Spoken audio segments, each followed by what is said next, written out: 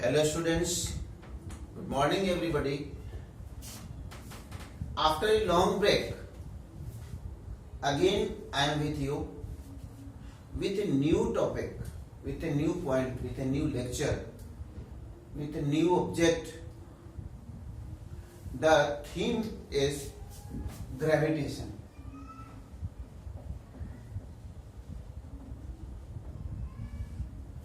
बहुत दिनों से कुछ बच्चों की आग्रह थी, रिक्वेस्ट थी कि सर हमें एक 9th की अच्छी टॉपिक पढ़ा दीजिए। तो just I am going to deliver a lecture on gravitation. आप हमारे साथ बने रहिए और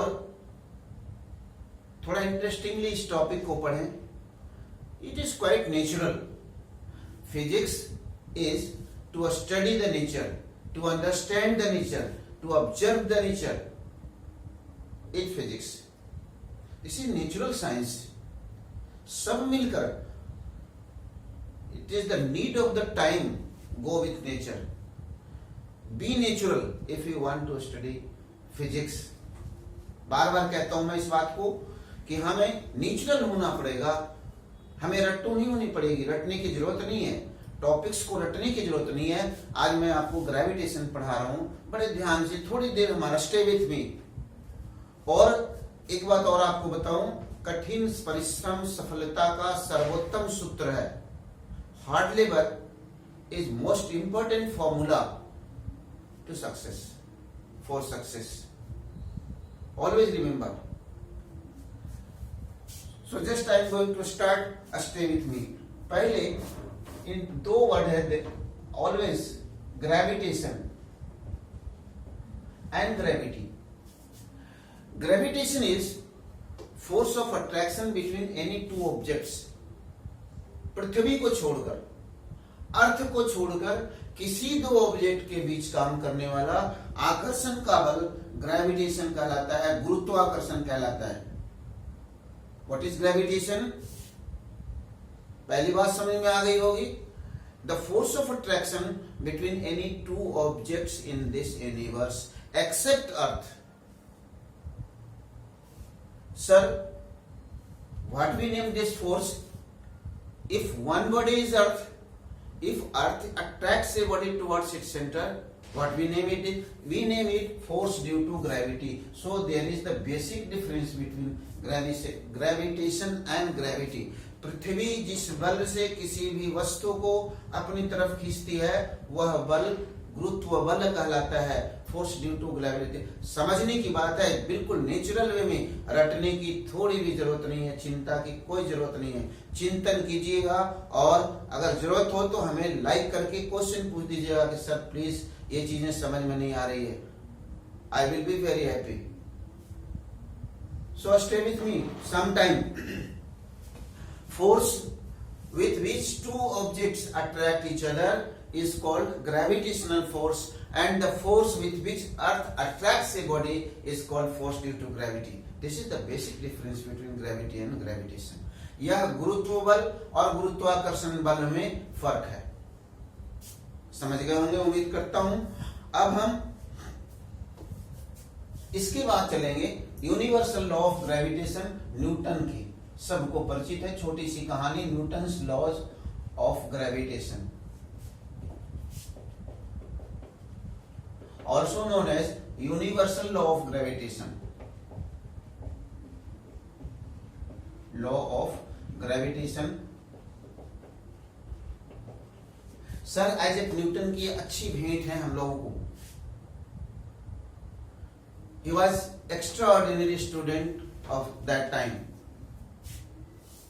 और बागीचे में आप सबको पता है कहानी कि एप्पल पेड़ के नीचे ये बैठे हुए न्यूटन साहब की एक an apple falls on the ground, an apple falls on the ground. So this is gravity. और इसे देखकर न्यूटन साहब के मन में आया कि ऐसा कैसे हो रहा है? Why does it so happen? Why is it so happening? ये एप्पल ऊपर क्यों नहीं चला गया? ये एप्पल उस ब्रांच में ही टिका क्यों नहीं रह गया? Why it's falling freely under gravity? और जब नीचे आ रहा है तो न्यूटन साहब के मन में आया कि सर्टेनली अब आप नेचुरल हैपनिंग को देखें, बहुत बड़ी सीख मिलती है। आप बच्चे हैं, आपके मन में ये बातें आनी चाहिए कि why does it so happen, ऐसा क्यों होता है आज भी, whether it is mango, whether it is apple, whether it is plum, where it is any other fruits, पेड़ के पत्ते नीचे गिरते हैं फ्रीली फॉलिंग और अर्थ पे जाके टकरा जाते हैं। कितनी ऊंचाई से गिरते हैं, कितनी हाइट से गिरते हैं और कितनी वेलोसिटी से वो टकरा जाते हैं, ये न्यूमेरिकल की बात है, हम आगे चर्चा करेंगे इसकी। एक न्यूटन के ही 3 लॉज ऑफ मोशन से इस न्यूमेरिकल को सॉल्व करते हैं। बार बार हम स्टेटस पे भी लगाते हैं, आप हमारे साथ बने रहिए। स्टेटस व्हाट्सएप नंबर आपको पता है। So free fall, freely falling bodies, objects falling freely under gravity, day to day example है, एवरी डे एग्जाम्पल है। सोते जागते उठते बैठते हम वस्तुओं को नीचे गिरते हुए देखते हैं। What we name is freely falling objects, बशर्ते कि दूसरा कोई और फैक्टर ना हो। Vertically falling, when objects fall freely under gravity, in vacuum all bodies fall towards earth with the same speed. Vacuum में भी अब हम चर्चा कर रहे हैं यूनिवर्सल लॉ ऑफ ग्रेविटेशन की। 2 ऑब्जेक्ट है, अर्थ को शामिल नहीं कर रहे हैं, इसलिए ग्रेविटेशन बहुत संभल के, अर्थ इज नॉट हियर। तो यूनिवर्सल लॉ ऑफ ग्रेविटेशन यहां वहां जहां तहां मत पूछो, कहां कहां, हर जगह एप्लीकेबल है this law. Any 2 objects attract each other, ये बातें साफ हो गई। प्रकृति किसी के साथ भेदभाव नहीं करती। नेचुरल किस मायने में, जरा समझने की कोशिश करें। नेचर लव सिमेट्री, प्रकृति समानता को पसंद करती है, लाइक करती है। पेड़ की छांव सबके लिए होती है बंधु, न बड़ों न छोटे, न अमीर न गरीब, सबके लिए होती है बराबर। सूरज की रोशनी सबके लिए होती है। और हम कहते हैं, इसीलिए कहते हैं हम भी नेचुरल बने, हम भी सबको समान दृष्टि से देखें, समदर्शी बने। बीच बीच में हम आपको छोटी छोटी चीजें बताते भी रहते हैं इस टॉपिक के साथ, ताकि चटपटा बने। तो 2 objects A and B separated by a distance r apart, these two will attract each other both। याद रखिए, nature of this force is always attractive not repulsive. मैं बार बार कह रहा हूं, नेचर लव सिमेट्री, प्रकृति किसी को विकर्षित नहीं करती, प्रकृति सबको आकर्षित करती है। और प्रकृति एक्सेप्ट अर्थ, दिस टू, मान लिया ये दोनों फोर्स, पहले जरा हम इसे समझे। वैसे force is a scale, force is a vector quantity, so हमें इसमें इसकी दिशा का भी ध्यान रखना पड़ेगा परिमाण के साथ साथ। लेकिन पहले थोड़ा सा हम दिशा को छोड़ दें और मैग्नीट्यूड की बात करें तो दिस मैग्नीट्यूड F, दोनों के बीच कार्य करने वाला बल, अगर इसकी मास m1 है, इसकी मास m2 है, तो this is directly proportional to m1 m2 m2 and inversely proportional to square of the distance between them.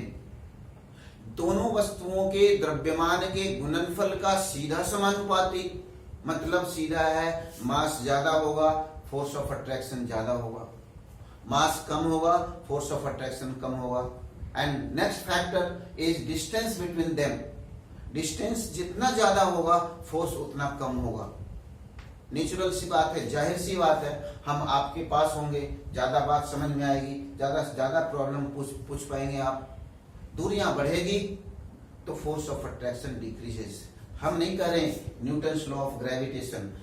अगर हम इस दिस इज असमीका, हिंदी में बोलते हैं in equation, this is not equation. Equation कब होगा? अब होगा। इक्वालिटी की प्रोपोर्शनलिटी को इक्वालिटी में बदल दिया और एक कांस्टेंट ऑफ प्रोपोर्शनलिटी से मल्टीप्लाई कर दिया, दैट इज कैपिटल जी। इस कैपिटल जी को कहेंगे universal gravitational constant m1 into m2 upon r square. So this is mathematical form of Newton's law of gravitation in a scalar form. फिर clear समझिए, force is a vector quantity. अगर हम इसके direction की बात नहीं करते तो ये बिल्कुल आधी बात कर रहे हैं, हम केवल मैग्नीट्यूड की बात कर रहे हैं। And this is mathematical form, magnitude numericals बनाने में ये हमें काम आएगा, इसलिए मैंने आपको पहले बताया। So what is this G called? G is universal gravitational constant. G की वैल्यू 6.67 इंटू 10⁻⁻11, इसकी यूनिट याद रखेंगे आप, न्यूटन मीटर स्क्वायर पर केजी स्क्वायर। इतना ही नहीं, बहुत अच्छी बात ये बताता है मैथमेटिकल। नजर मिलाइए इस इक्वेशन से, नजर हटाएं नहीं, नजर चुराएं नहीं, नजर मिलाएं। किससे? इस एक्सप्रेशन से। If m1 is 1 kg, if m1 equals to m2 equals to 1 kg, distance भी 1 मीटर हो मेरे दोस्त, तो F इक्वल्स टू ये जो फोर्स हो जाएगा -11 Newton. Both will attract each other with this Newton. हालांकि यह magnitude is very very small है, नेग्लिजिबली स्मॉल है, बहुत कम है, that is not observable, but फिर भी मैथमेटिकली जब हमने बताया तो this force is. Sir how it depends on other, ये तो वो कैपिटल जी एफ की वैल्यू। अगर इसी ग्रेविटेशनल लॉ को हम वेक्टर फॉर्म में लिखें तो F A on B, F B on A, ये दो फोर्स है ना, this is F A B, this is F B A, both the vectors, both are attractive. The force, nature of force is attractive in nature. So this is one. अब अगर ये दोनों एक दूसरे के अपोजिट डायरेक्शन में है, आप वेक्टर फॉर्म में लिख सकते हैं, लेकिन अगली क्लासेज में, हायर क्लासेज में हम इसे लिखेंगे और हम ये देखेंगे कि vector F A B is equal to minus F B A, negative of the magnitude same but direction is reverse, opposite. So this is negative vector of this.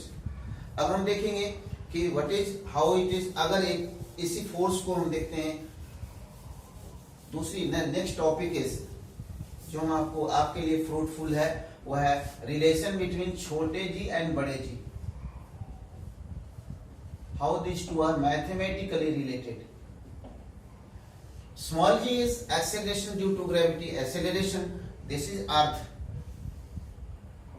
हम खड़े हैं अर्थ पे, सिर पे हमारे बोझ भी है, टोटल मास स्मॉल एम है, radius is R, capital M is mass of earth, R is radius of earth. So what will be force of attraction? Capital G, capital M into a small m upon capital R square. This is from Newton's law of gravitation. F is equal to capital G, capital M into small m. Capital M is what? Mass of earth. Small m is mass of object. हम खड़े हैं तो हमारा मास, stone कुछ भी हो। R is radius of earth. आपको पता है 6400 kilometre, this is 6.4 into 10⁻⁶ metre. आपको हमेशा याद भी रखना चाहिए। मास ऑफ अर्थ भी सबको मालूम है, 6 इंटू 10⁻24 kg। न्यूमेरिकल्स बनाने में काम आएंगे, आगे भी हम देखेंगे। आप हमारी एक एक बात को ध्यान से सुने, बार बार देखते रहें इस ट्यूटोरियल को। इसके बाद हम जब न्यूमेरिकल बनाएंगे आपको, that will be far and far beneficial for you. मजा आएगा आपको, और जब मजा आएगा तो आप लाइक करेंगे तो दूसरे बच्चों को भी लाइक करवाएंगे, शेयर भी करेंगे। लेकिन अभी तो केयर करें, और वो केयर ये है कि हम ये दूसरा है कि यही फोर्स है जिससे अर्थ अपने सेंटर की तरफ खींच रही है अपने आप को। तो हम यहाँ पे न्यूटन के सेकेंड लॉ से भी लिख सकते हैं, F इक्वल्स टू mg, जिसको हम वेट कहते हैं। Direction of both the forces is same, so magnitude दोनों की इक्वल है, तो from equation 1 and 2, from 1 and 2 आप लिखें capital G capital M into small m upon R square, m से एम कैंसिल कर दें तो आपको एक बहुत बढ़िया गिफ्ट मिल गया, रिलेशन मिल गया दोनों के बीच, small ji and capital G. Small G फिर से समझिए क्या है, this is acceleration due to gravity G, अगर वेक्टर जी कहते हैं तो भी नीचे की ओर है, एंड छोटे जी और बड़े जी में रिलेशन है। Sir if you want to acceleration is a vector quantity, अगर हम इसे वेक्टर क्वांटिटी के फॉर्म में लिखें, बिल्कुल लिख सकते हैं आप capital G capital M upon R square, R unit vector लगा दें, this is toward centre of the earth. अगर नीचे की तरफ है माइनस आर लगा तो minus R, that is unit vector, that is direction it is on you. So this is relation between small ji and capital G, mathematical relation between a small g and capital G। कैसे depend करता है, inversely proportional to R, as we go height, ऊपर जाएंगे तो भी जी decrease करेगी, नीचे आएंगे तो भी डिक्रीज करेगी। नेक्स्ट टॉपिक नेक्स्ट लेक्चर में हम आपको बताएंगे तो ये इन चीजों का भी ध्यान रखेंगे हम, और जी की वैल्यू, अगर आप जी की इन तीनों वैल्यू को रख देते हैं, आपको मालूम है जी इक्वल्स टू रख के देखें आप 6.67 10⁻⁻11 न्यूटन मीटर स्क्वायर पर केजी स्क्वायर, ये जी की वैल्यू रख दी आपने। कैपिटल जी की भी वैल्यू रख दें तो this is into mass 6 into 10⁻24 kg into small m की भी मास रख दें, आर स्क्वायर 6.4 इंटू 10⁻6 का स्क्वायर रख दें, मीटर स्क्वायर से मीटर स्क्वायर काट दें और केजी स्क्वायर से केजी स्क्वायर काट दें, तो आपके पास बच जाता है न्यूटन पर केजी, एक ही केजी कटेगा, ये 1 KG newton per KG, this is equivalent to metre per second square, you will get 9.2